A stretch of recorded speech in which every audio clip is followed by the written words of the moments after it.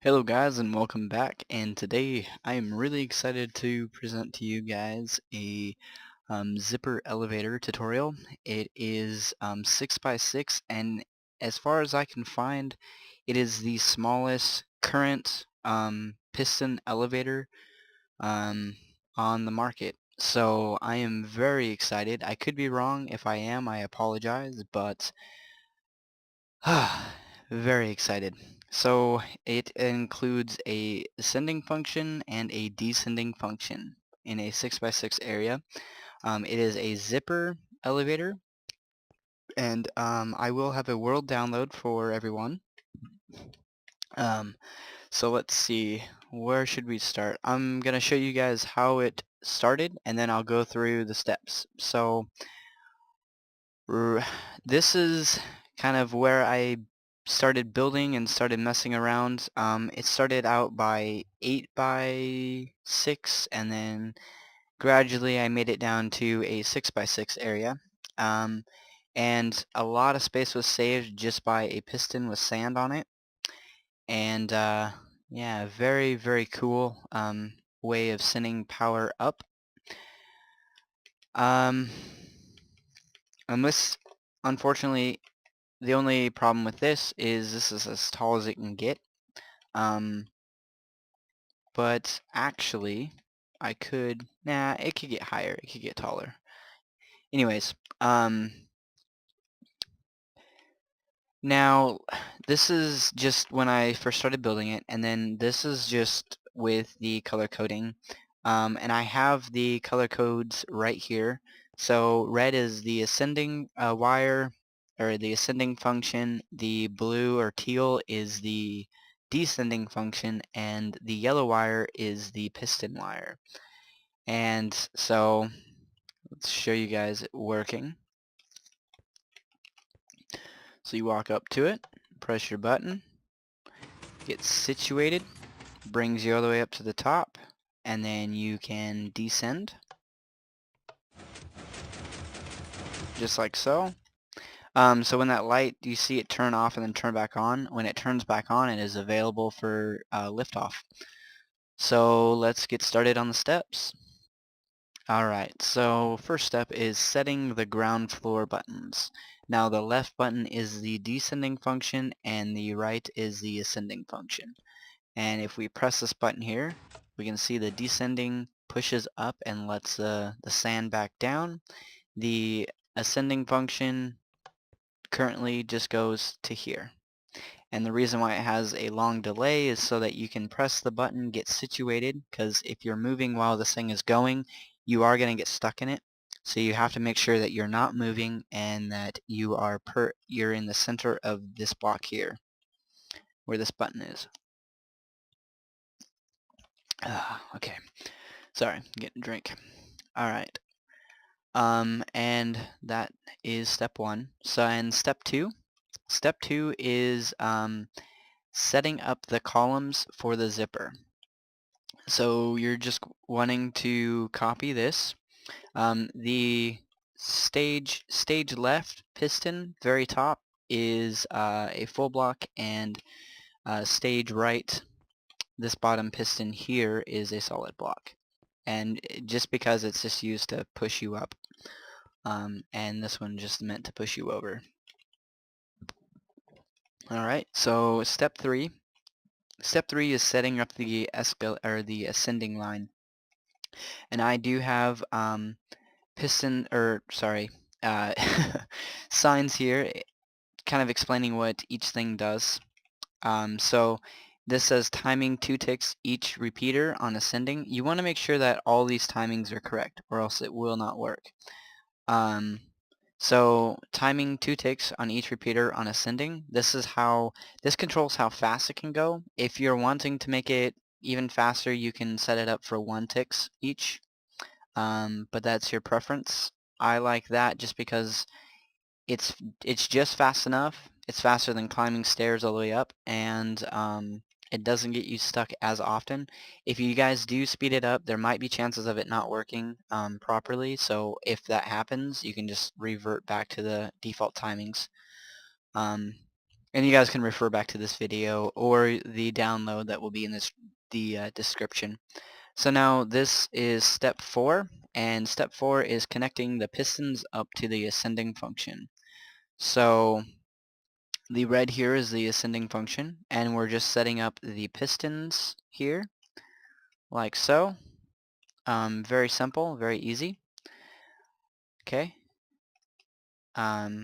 And also, if you guys get lost on what is what, you don't have to fly all the way back. I put these in the little chambers here, and so it tells you what each one is right here, right behind each step. So just to let you guys know.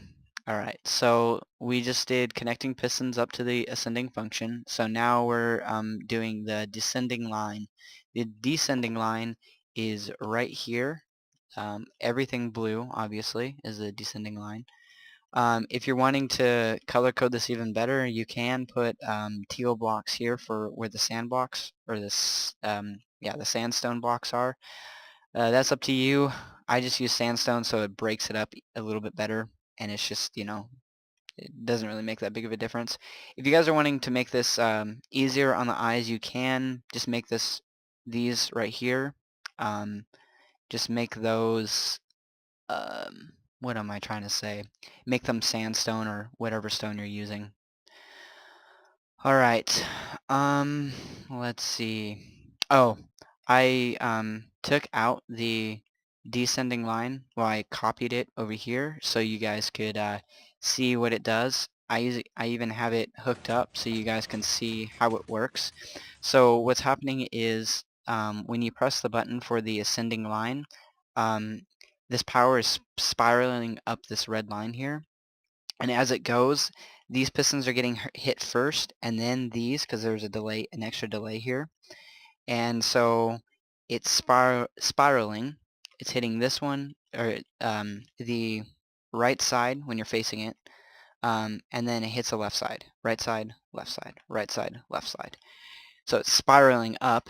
These pistons are helping, see, when these are pushed out, and this is constantly powered, the power is able to feed through this block here and continue its way up. So when you're doing the descending function, the red powers it and keeps it powered because there's a loop here. And then when these pistons are retracted like so, it allows the pistons to let you down gracefully. And that's actually from CMB's elevator. And I just took that idea and made it my own. Now, this step is what, the 5th step? 1, 2, 3, yep, 5th step. And it says hooking up the top floor button to the ascending line. And you guys are almost finished. It's a very simple tutorial. So now we're setting up our buttons here, just putting our buttons and then our frame. So this is our ascending line. Oh, and we can press our ascending line and it'll be pushed up. Here, we'll have to reset it. Okay. Now, that's that step. It's very simple. All it's doing is sending power down here, and then it's going through this block down to this redstone here, and then there's a torch kind of throwing the signal down here to this block, which is the ascending line. And that's that. So let's go on to the next step, which is step 6. And step 6 is hooking up the top floor buttons, top floor button to the descending line. And that's simple as well. You're just going to slap a repeater there, and then put a block here, and then another repeater, and then that's just back into the descending line. It's nothing special. And that concludes the zipper elevator. So I really appreciate those of you that have seen my videos and those of you that have subscribed. I am not very well recognized, and hopefully that will soon change with my new design.